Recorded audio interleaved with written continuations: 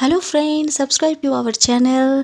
রণবীর, আলিয়া আর রাহাকে একসঙ্গে দেখা গেল মুম্বাইয়ের একটি বেসরকারি মাঠে। তারা একসঙ্গে সন্ধ্যাটা সুন্দরভাবে কাটালেন।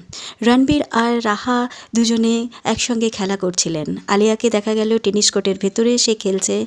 বাইরে বাবা রণবীর কাপুরের সঙ্গে রাহার মিষ্টি সুন্দর মুহূর্তগুলো ছবি হয়ে খুব ভাইরাল হয়েছে। এদিনেও সন্ধেবেলা রণবীর কাপুর আর রাহার মিষ্টি মুহূর্তগুলো খুবই ভালো লাগলো। রাহা ছোট ছোট বল নিয়ে খেলছেন রণবীর কাপুরের সঙ্গে, ছোটাছুটি করছেন। সুন্দর মিষ্টি রাহা যখন ছুটছে, বাবার সঙ্গে কথা বলছে চেঁচিয়ে চেঁচিয়ে, তার সুন্দর হাসিটা সে সবসময় মধ্যে তার মুখে লেগে আছে। ছুটতে ছুটতে একটা সময় সে পড়ে গেল। সে নিজেকেই নিজে সামলে নিল, ছুটে গিয়ে দৌড়ে বাবা রণবীর কাপুরকে জড়িয়ে ধরল। ছোট্ট রাহাকে দেখে রণবীর কাপুর ছুটে গিয়ে রাহাকে কিন্তু তুলল না। রাহা নিজেই উঠে এসে তার বাবার কাছে ছুটে এলো। রণবীর কাপুর তাকে কোলে বসিয়ে তার হাঁটুতে হাত বুলিয়ে দিল। হয়তো রাহা লেগেছে, সেই কারণেই বাবা রণবীর কাপুর খুব দায়িত্বের সঙ্গে ছোট্ট রাহাকে হাত বুলিয়ে দিলেন, তারপর কোলে নিয়ে চলে গেলেন।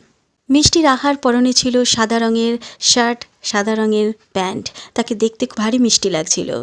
কিছুদিন আগে তাদের সুন্দর মুহূর্তের ছবি আমরা দেখেছি থাইল্যান্ডে। তারা নতুন বছরকে স্বাগত জানিয়েছিলেন থাইল্যান্ডে গিয়ে।